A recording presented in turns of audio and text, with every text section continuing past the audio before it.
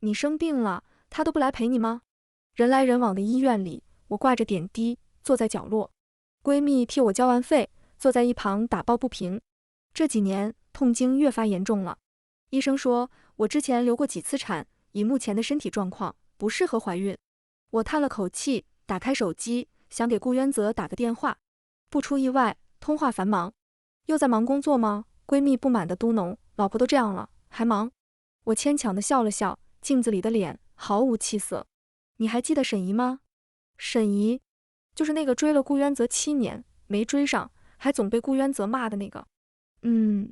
现在他追上了。他不光追了顾渊泽7年，还是顾渊泽的秘书。1分钟前，沈怡发了条动态，告诉桃花不用开了，我等的人他来了。配图是他与一个人的牵手照，在5星级酒店，地上有散落的玫瑰花瓣、脱掉的女士长裙和高定男士领带。男人修长的无名指上有一道空白，是婚戒留下的痕迹。最后一张图是熟悉的皮座椅和2条黑丝。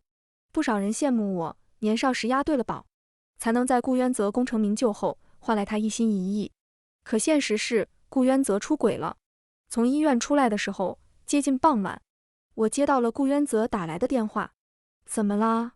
他声音一如既往，清冷自持，又饱含柔情，跟对别人说话都不一样。我把报告单丢进包包里，没什么。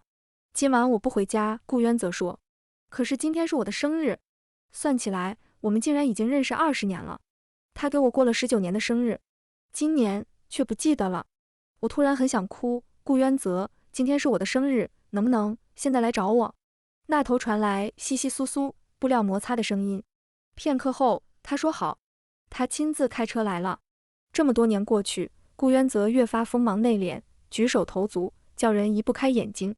我坐在他副驾驶上，车里很干净，没有另一个人存在过的痕迹。视线扫过他，整洁的衣领，价值连城的腕表，一丝不苟的领带，以及婚戒。脑海中不受控制地浮现出他和沈怡纠缠在一起，衣衫凌乱、意乱情迷的场景，一种难以言喻的窒息感袭来。怎么啦？脸色不好。他做事稳妥，从来不留破绽。若不是我阴差阳错用小号加到了沈怡的微信，根本抓不到证据。我攥着安全带，医生说我们以后很难再有孩子。没关系，我在意的是你。顾渊泽随口一说，盯着前面，不知道在想什么。当年创业初期，我陪着他吃了太多苦，身体没养好，一连怀了几次都没保住，反而把身体搞虚了。我知道他心里是想要个孩子的。突然，他的电话响了，刺耳的铃声打破了僵局。帮我接一下，他说。我拾起电话，怔了怔，沈怡。接吧。顾渊泽语气如常。我打开免提，喂，他在开车。沈怡那头似乎没料到是我，短暂的停顿后，他语气低落，绵绵姐，你能不能把电话给顾总？我打着免提，你说。沈怡鼻音很重，似乎哭了。顾总，我明天想请假。理由？顾渊泽声音冷淡。心情不好，明天想和男朋友去游乐场。男朋友？我下意识地看向紧紧抿着唇的顾渊泽，像是被人迎头打了一闷棍。他是在约他，还是在为我交走顾渊泽的事报复我？沈怡，我给你开工资，不是让你3天2头请假的。对不起，可是我真的很想去。说到最后，隐隐哭出了声。我今天被他丢下了，只是想出去散散心。我紧紧盯着顾渊泽，似乎想从他的嘴里听到拒绝。顾渊泽紧紧抿着唇，食指轻轻点在方向盘上，下不为例。沈怡破涕为笑，谢谢顾总。挂掉电话，顾渊泽面无表情地直视前方，手指敲击方向盘的频率逐渐慢了下来，这是他放松的征兆。他在因为抛下沈怡而心烦意乱，现在又因为安抚了情人而欣慰，兴许连他自己都不愿意承认。在我的眼皮子下，接受沈怡的邀请能让他觉得刺激。我们也去吧，我突兀地开口。顾渊泽想都不想就拒绝了，明天有会。游乐场这种东西太幼稚，不适合你。以前的你不会这么说，我轻声道。顾渊泽头也不抬，绵绵，我们已经结婚7年了。7年了，我不该奢求他的浪漫了。是这个意思吗？我侧头看着窗外，轻轻嗯了声，没再争辩。恐怕顾渊泽早就忘了，我们也幼稚过。18岁那年最热的暑假，他撑着遮阳伞，肩上挂满了我的零食和单肩包，在游乐场跟我疯玩了一天。摩天轮的最高点，他吻了我，说：“绵绵，我要跟你结婚。”那时他的眼睛里装满了我。我们是同学眼中的金童玉女。后来结婚，请了高中班主任。他说，当初就觉得这小子对你有意思，果然毕业就下手了。多年后公司上市，他才亲口承认，对我其实是蓄谋已久。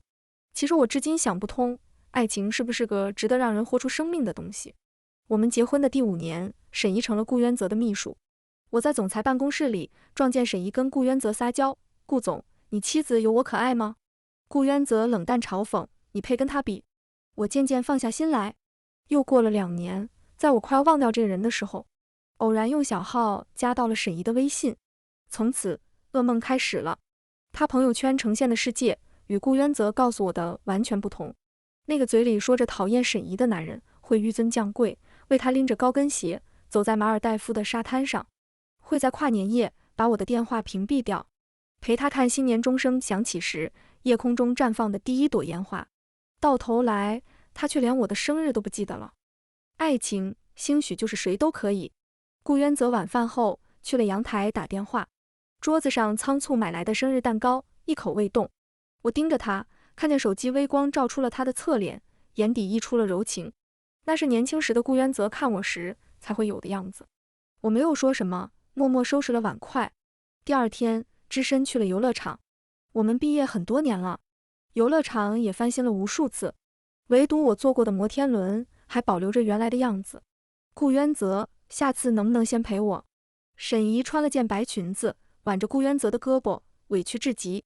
昨天他生日，顾渊泽平静地解释：“平常不都在陪你吗？你都不爱了，过什么生日？”沈怡开始耍小脾气：“我年纪轻轻就扑在你个老男人身上，你还不珍惜？”顾渊泽笑出声来：“我老？你床上的时候怎么不说？是，有钱帅气体力好，行了吧？”他被沈怡拉着坐上了摩天轮。“女士，您是跟男朋友一块来的吗？摩天轮顶端可以许愿哦，只要从下面开始接吻，一直到顶点，就能保证白头偕老。”售票员把我拦在外面。我没有理他，直愣愣地盯着顾渊泽和沈怡坐上摩天轮。他的手慵懒地搭在铁栏杆上，歪头看着沈怡往头上戴托尔发箍，几次都没戴上。最后他抬起手捏住沈怡的下巴，固定住脸，用另一只手轻轻一扶，角度偏后一些，方便他随后吻了上去。2个纠缠在一起接吻的身影，随着车厢的升高逐渐模糊。顾渊泽主动的，并没有将人放开。阳光刺眼，眼泪止不住的流，我却不肯眨眼，直到高到我再也看不见里面的人影。我突然疯了似的给顾渊泽打电话，一开始是被摁掉了。我一边哭一边继续打，接连几次后，电话接起了，是沈怡。绵绵姐，她声音里带着被人打搅的不悦，努力维持礼貌：“顾总在开会，您有事吗？打电话给他。”他不方便。听不懂人话吗？把电话给他。沈怡一言不发地把电话递给顾渊泽，他的声音从听筒传来，带着一点哑：“绵绵，怎么了？”我盯着已经到达顶点的摩天轮，轻声说：“顶点的风景好看吗？”那头突然一阵死寂。顾渊泽，如果我不打来这个电话，你要跟他许愿一辈子在一起吗？客厅里，顾渊泽已经坐在我对面，沉默了很久。绵绵，一定要这样吗？茶几上摆着一份离婚协议书，是我找做律师的同学紧急拟出来的。他简单的翻看过后说，很潦草，许多条款都存在争议。我紧紧攥着手，这种时候你能对我说的话就只有这个是吗？顾渊泽沉默了片刻，对不起。我眼泪没忍住掉下来。哪怕条款潦草，我9你1，不可以吗？你是过错方，你赠予沈怡的财产我追回，不可以吗？对上我红红的眼睛，顾渊泽一句话没说出来。我将协议书狠狠砸向他的脸，突然哭出声：“顾渊泽，你还有没有心啊？我对你来说算什么？”他眼底闪过一抹痛色，突然抱住我：“绵绵，对不起，是我一时糊涂，能不能不离婚？”我哽咽道：“你陪他去马尔代夫的时候，知道我在生病吗？你知道我痛经一次比一次严重，是因为流产太多次吗？顾渊泽，上一个孩子是因为我给你挡酒流掉的，因为你有胃病。可是你做了什么啊？你替沈姨挡酒。说到最后，我泣不成声。顾渊泽紧紧抱住我，安抚般揉着我的头发。对不起，不会了。绵绵，我把他开除，彻底断掉，好不好？那天晚上，我发了有史以来最大的一次火，歇斯底里，把家里砸了个稀巴烂。顾渊泽无言以对，只能轻声安抚我：绵绵，别这样，你手破了。我声音嘶哑，哭到最后跟他说的也只有4个字：我们离婚。顾渊泽揉了揉我的头发，低声说：绵绵，我会处理好一切。等我。顾渊泽很强势地拒绝了我的离婚要求。那天，我站在窗前，冷眼看着楼下哭得可怜巴巴的沈姨。你以前不是这样的，顾渊泽，你是喜欢我的，对不对？错了。顾渊泽极其冷漠，我跟你只是一时新鲜劲儿过了，结束不是很正常？沈姨狼狈地擦着眼泪，顾渊泽，你个骗子，你是天底下最大的骗子。他蹲下去哭的时候，外面刚好下起了雨。顾渊泽垂着眼，不知道在想什么。也许他那突然抬起却又生生克制出青筋的手能说明些什么。第二天，沈姨从公司里消失了。之后一段时间，顾渊泽天天回家，话也渐渐多起来。尽管我从不回应，但他好像毫不在意，仿佛回到了我们刚创业的时候。可有些东西碎了就拼不起来了，至少还有一样东西我抓得住：钱。这几年，顾渊泽公司越做越大，我因为身体原因停止了工作，在家里养身体。所以当我选择回到公司的时候，朋友们表示不理解。绵绵，查岗查到顾渊泽公司去了。我很认真地纠正，是我们的公司。从创业到发展至今，我出过不少力，股份更是占了不少。朋友说，你是身在福中不知福，顾渊泽赚钱，你完全可以周游世界啊，让他带你去马尔代夫度假。说起来，他从来没有带我出去过，反而对沈姨给足了浪漫。顾渊泽知道后问我，绵绵，想不想去？好，我知道这是出于对我愧疚的补偿，可是我还是来了。我咨询过律师，起诉离婚需要的证据太多，顾渊泽太谨慎，查不出什么，就只能从沈姨身上下手。人嘛，总是越慌乱，破绽越多。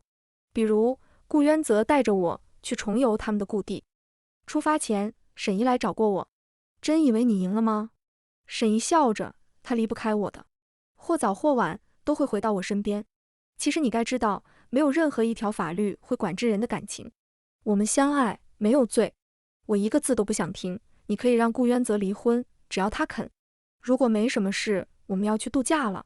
沈姨不怒反笑，玩得愉快，可惜他会中途回来的。走在马尔代夫的沙滩上，远处浅蓝色的海洋映出了金色炫目的阳光，很美。我举着手机，还有闲情逸致将照片拼了个9宫格，发在朋友圈。我知道沈姨看得见，并且过不了多久就会以照片的方式反击。律师说，一旦当他不小心亮明身份，把柄就抓住了。我发完朋友圈，发现顾渊泽望着远处的夕阳，不知道在想什么。怎么了？我问。顾渊泽收回视线，笑了笑，没什么。该吃饭了。我盯着他，好一会儿才说，好啊，那就去吃饭吧。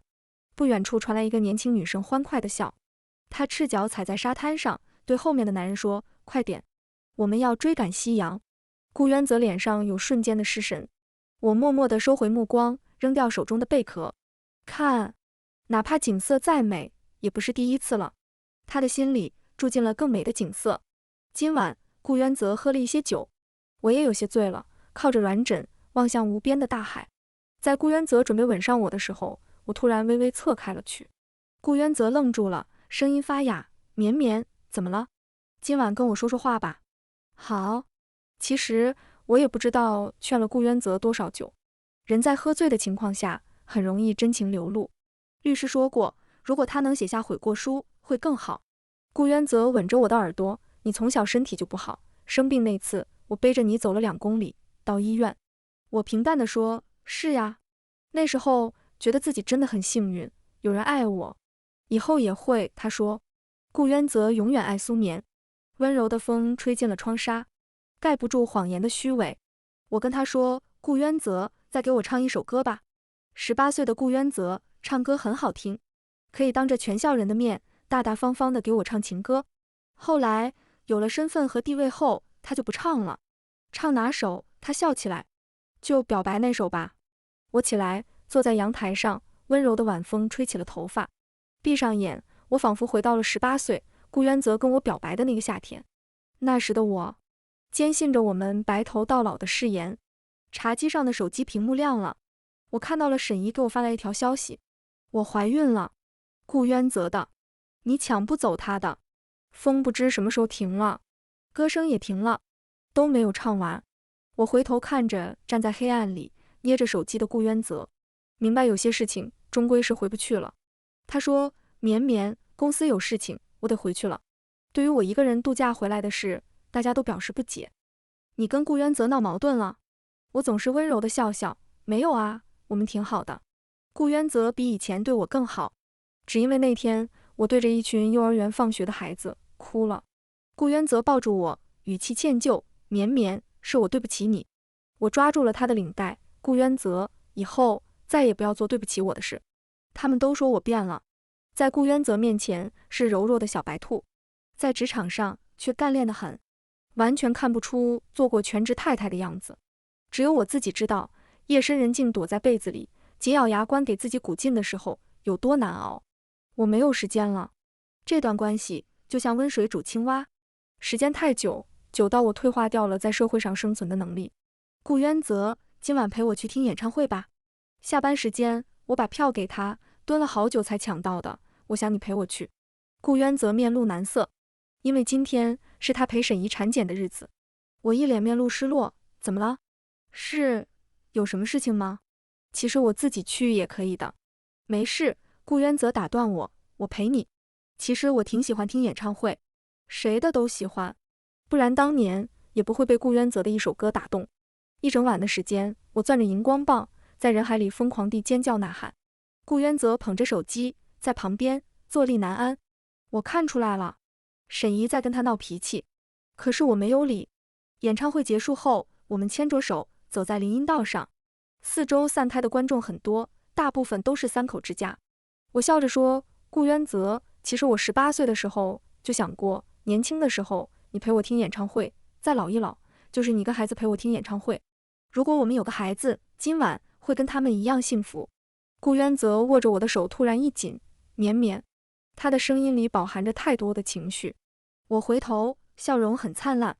不过现在也没关系啦，虽然没能跟你有个孩子，有你陪着，我也很满足。顾渊泽表情一空，眼圈渐渐红了。绵绵，对不起，我是混蛋。我捧着他的脸，给他擦泪。不会啊，顾渊泽，永远是我的顾渊泽。今晚我真的很开心，谢谢你陪我。我踮起脚尖，在他的唇上轻轻落下一个吻，后退，笑着说：我猜你这会儿公司有事，我就打车回家了。刚走几步，手腕突然被他大力拽住，我被他紧紧抱在怀里。顾渊泽说：我没有事，我们回家。这一晚，顾渊泽有些疯狂，疯狂地吻我，揉我的头发。意乱情迷间，他竟然说出要跟我有个孩子这种话。在他准备动真格那一刻，我摁住了他的腰带。顾渊泽，我不敢相信你了，能不能给我写个保证书？好。再次接到沈怡的消息，是半个月后，她亲自来找我了。沈怡消瘦了很多，言辞犀利。他已经不爱你了，为什么还要缠着他不放？我真的很想知道，天底下的小三都是一个培训班毕业的吗？连台词都一模一样。我说：沈小姐，我们认识20年了，20年了，不还是爱上了我？沈怡语气讥讽：苏眠，别再自欺欺人了。真以为他跟我断了吗？他气得手都在抖，掏出平板，把私密照展示给我看。你不是很得意吗？以为自己赢回了老公。你看啊，这是昨天他跟我在床上的照片，3个小时。不爱我能这样？昨天，我想起来了，顾渊泽昨天抱着我说，晚上要陪客户吃饭，可能回不来，要不要一起去？当心痛到一定程度后，就会麻木。其实我不傻，当男人第一次失去了贞洁，那便是肮脏的，不需要给予第二次的信任。我盯着他的肚子，问：孩子还好吗？好着呢。我认真地盯着他，语气平静。顾渊泽，我不会还给你的。沈怡似乎听了什么好笑的笑话，你不会以为自己还有多大妹？我会把它丢掉，想捡垃圾的话，自便。我没忍住，流露出了一丝嘲讽。沈怡气疯了，在他用那杯水泼我之前，我利落地拎包走出了咖啡厅。证据已准备好，随时可以起诉离婚。不过，倘若顾渊泽足够愧疚，婚内协议离婚能把我的利益最大化。我拎着包起身，无视他铁青的脸，走出了咖啡厅。顾渊泽给我约了几个妇产科医生，都是顶尖医院的教授。他想尽办法给我养身体，我也表现得很配合。中间我因为痛经，疼得满头是汗。顾渊泽看见了，过后他靠在窗户那，烟抽了一支又一支，表情沉默。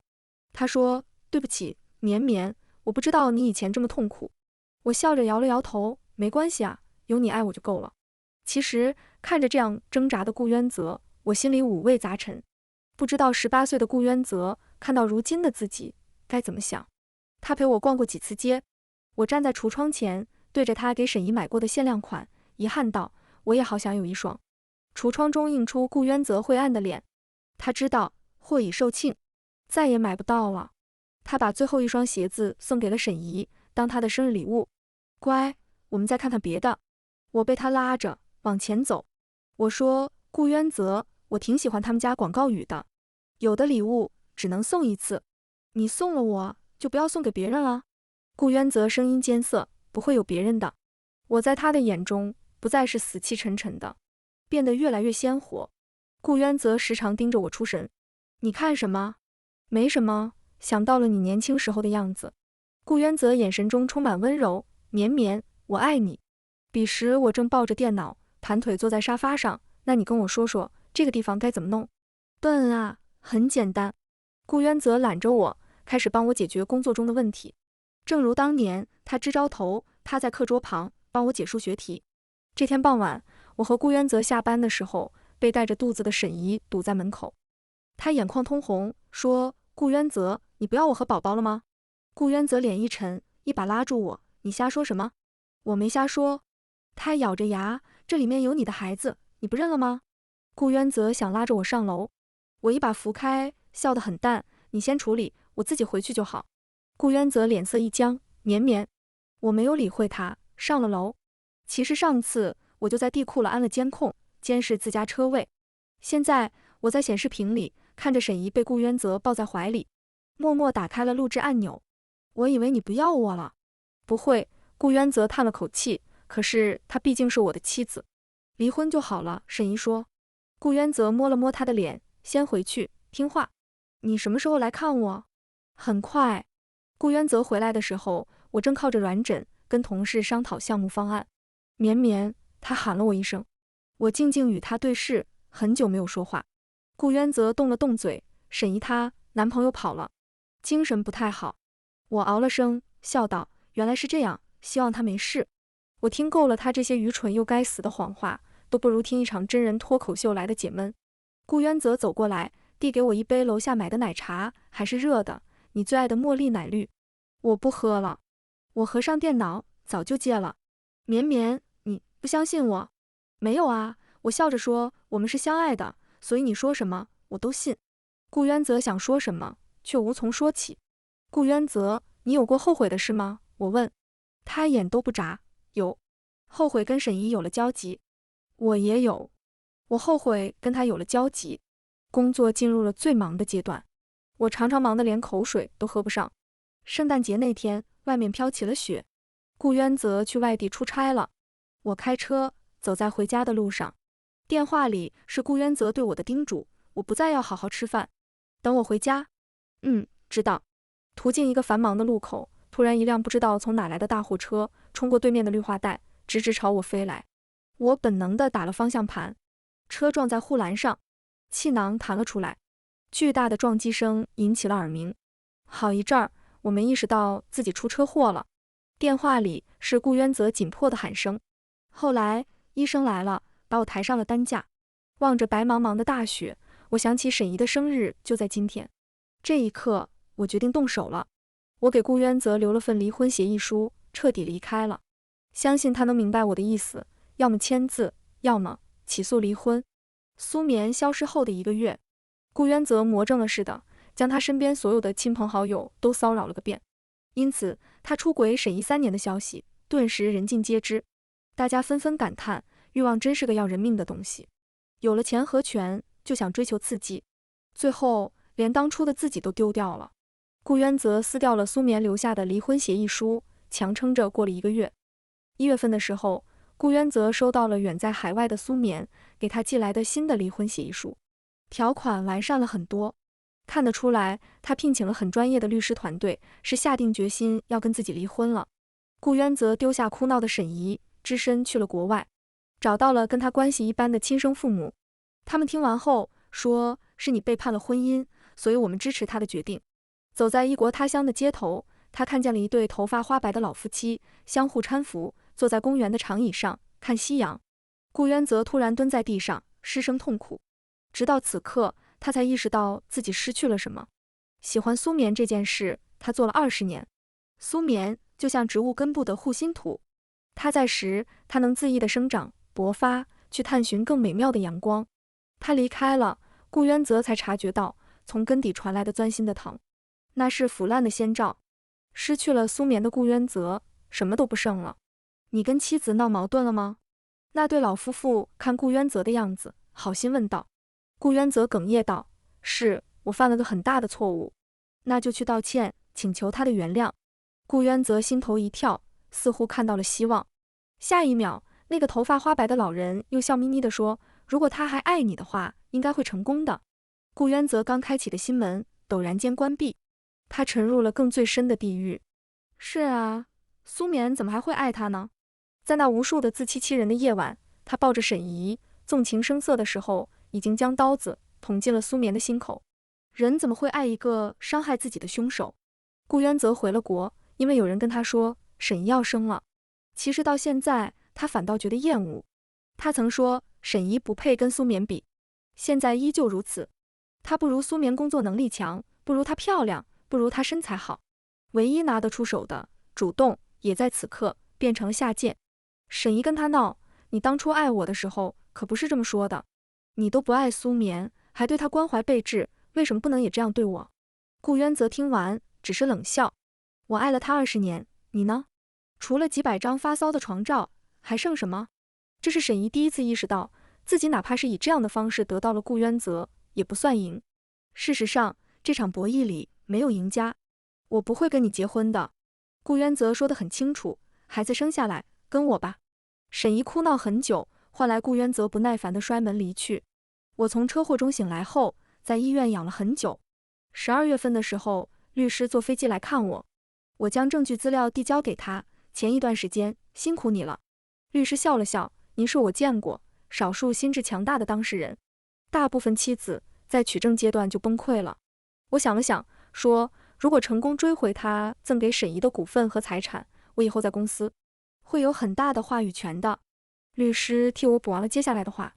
好，谢谢。出院那天，我去了当年的高中。毕业时，顾渊则就是站在这个领奖台上跟我告白的。校园墙上还贴着我们泛黄的合照。我找来管理员把照片取了下来。是想留着当纪念吗？我摇了摇头，不是，我们要离婚了。管理员一脸惋惜，这么多年了，每一届的毕业生告白都要来这里，听说都是因为你们。没想到。是啊，没想到。我叹了口气，看着照片上2位带着笑容的年轻人。18岁的顾渊则和苏眠，看到今天这样，一定很难过吧。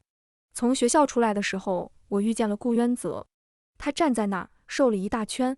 绵绵，我抬起头，好巧啊，你也来找老照片。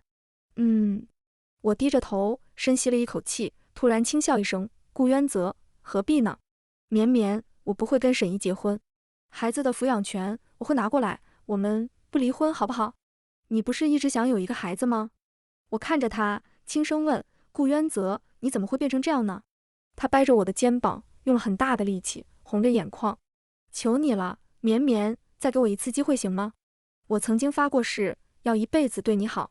顾渊则哭了出来，是我糊涂，做了很多错事。我发誓以后再也不会了。我看着他这个样子，说：“你能不能别哭啊？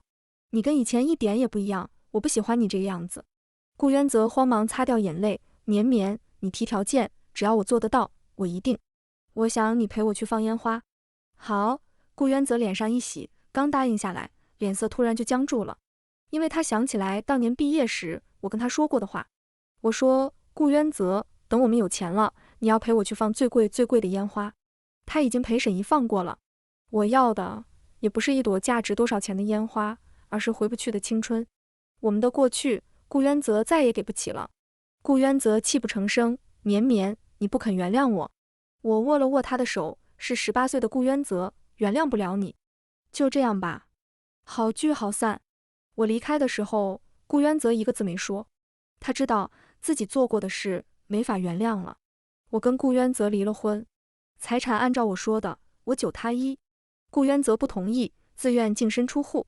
这几个月我没闲着，咬着牙拼命适应职场生活。所以当后来我重新回到公司时，工作上的事处理起来得心应手。沈怡快生的那个月，告他的案子也开庭了，我要求返还夫妻共同财产。这是我收集的第2份证据，里面包括他跟顾渊泽的聊天记录、朋友圈晒出的豪宅豪车以及股权转让书，这些都是婚内发生的，证据充分，而且有了我跟顾渊泽的离婚协议。法院判定全部返还。还记得沈怡挺着肚子大庭广众之下撒泼时是个艳阳天，我肚子里是顾渊泽的孩子。我知道啊。我语气平静，看了看手表，下午的会议不急，够我跟他聊一会儿。沈怡说：“你连孩子都没有，凭什么霸占顾渊泽的财产？钱不该留给孩子吗？”应该留的。我点点头，你说了算。离婚后，他身上已经没钱了，他想要多少，顾渊泽都没有。沈怡过上了自己最害怕的生活。顾渊泽无心工作，意志消沉。离婚前，我对他说的每一句话，带他走过的每一个地方，都在他心里种了种子，生根发芽。背叛者就该受到惩罚。其实我并不在意他有没有顾渊泽的孩子，只关心我能拿到多少钱。意气之争是最没用的东西。苏眠，你也不看看自己是什么样子。顾渊泽喜欢你才怪。我什么样子？我看向车窗里的倒影。的确，我不年轻了，眼睛里不再憧憬爱情。可挫折磨练出来的，绝对不是沧桑，是敢于走下去的勇气。我笑着问他，爱情很重要吗？或许吧。2个人一起白手起家，经历风风雨雨，相互扶持，最终显贵，靠的是爱情。但其实最后也就那样。尾声，沈怡的孩子终究没活过第2年。生的时候难产，造成孩子缺氧，养到2岁，犯了病，没了。沈怡患了抑郁症，每天不断折磨顾渊泽。朋友暗戳戳问苏眠去不去葬礼，他说不去。如今他事业蒸蒸日上，没工夫管别人家怎么样。听说顾渊泽开了个小公司，不太景气。苏眠头都不抬，毕竟要养孩子。听说孩子刚没，顾渊泽就把公司关了。你还真是他的精气神。从前你在时，他斗志昂扬的，现在你再去看，啧啧。手机铃声突然响起来，苏眠接得很快，听筒里传来一个男人的声音：“晚上我接你去吃饭。”好啊。看着苏眠脸上展露的笑容，朋友问：“有情况？”“生意伙伴。”“不止吧？他在追我。”朋友开始起哄：“那不得带来见见？”晚上下楼的时候，苏眠看见路边停了一辆熟悉的车。是顾渊泽。离婚时，苏眠把车给了他。他打开门走出来，绵绵，果然跟朋友说的一样，他身上已经看不到什么精气神了。意气风发的顾渊泽消失了，只剩下浑身的死气沉沉。苏眠点点头，节哀，一句没什么温度的话。顾渊泽叹了口气，抬头看着灯火通明的大楼。曾经站在这里的他，拥有一切，现在反而变成了这样。其实我没想到会是这个样子。什么样子？苏眠平淡地问他，只是一次简单的背叛，无关痛痒，是吗？顾渊泽梗了梗，对不起，背叛就是背叛，你背叛了，也付出代价了，这就够了。苏眠的语气让他有些不适应，似乎他们不该是这样的。顾渊泽尝试问，绵绵，你是从什么时候知道你出轨的？苏眠笑着补充，很早，从他朋友圈里看到的。顾渊泽还想说点什么，又被苏眠打断。我知道你还想问什么，跟你和好的话是假的，相信你爱我的话是假的，跟你的亲密接触也不是真心的。顾渊泽的脸色一点点变得苍白，惨无血色。绵绵，为什么？因为要取证啊！苏眠嘲讽地掀起嘴角，不让你对我心怀愧疚，我怎么拿到证据？怎么让你心甘情愿放弃财产，一无所有？他没那么大度，伤害过他的人都该付出代价。他是，沈怡也是。这种陌生的表情让顾渊泽揪心的疼。可是你哭了。苏眠笑出声，我难过，跟我要拿财产，冲突吗？顾渊泽，我总得活下去。远处的车上下来一个高挑的男人，西装革履，风尘仆仆。绵绵，他喊了一声，眉宇间还有些疲惫。顾渊泽心里突然有种不好的预感。只见苏眠自然地拉住男人的手臂，顾渊泽，给你介绍一下，这是我男朋友徐峰。徐峰点点头，你好。顾渊泽用了很久才找回自己的语气，你有男朋友了？是啊。没有解释，也不打算解释，就用2个字敷衍了他的话题。徐峰拉住苏眠的手，聊完了吗？带你去吃饭。聊完了。苏眠转身的那一刻，顾渊泽没由来的一阵慌乱。绵绵。苏眠回头看到了他车后座上那束绽放的红玫瑰，明白了他今天来的目的。其实顾渊泽也不知道他在期盼什么，或许应该让他知道自己的来意。他紧张地盯着苏眠，等待一个答复。谁知苏眠只是很镇定地重新扭过头去，笑着跟徐峰说，给我买束玫瑰花吧，要最贵的。买了，在车里。2个人渐渐远去，似乎说到什么愉快的事情，笑出声来。顾渊泽站在后面盯着影子看，先是他和苏眠的缓缓交叠在一起，矮小又登对，像极了年轻时的他们。随着苏眠的步行，影子逐渐拉长，某一刻彻底跟他分开了。脚下的影子是18岁时顾渊泽，前方与人牵在一起影子是30岁的苏眠，而他永远迷失在了光怪陆离的28岁，再也走不出去了。这个故事到这里就结束了，感谢您的收看。如果您喜欢这个视频，就给我点赞订阅一下吧。星星祝您吉祥如意，万事顺心。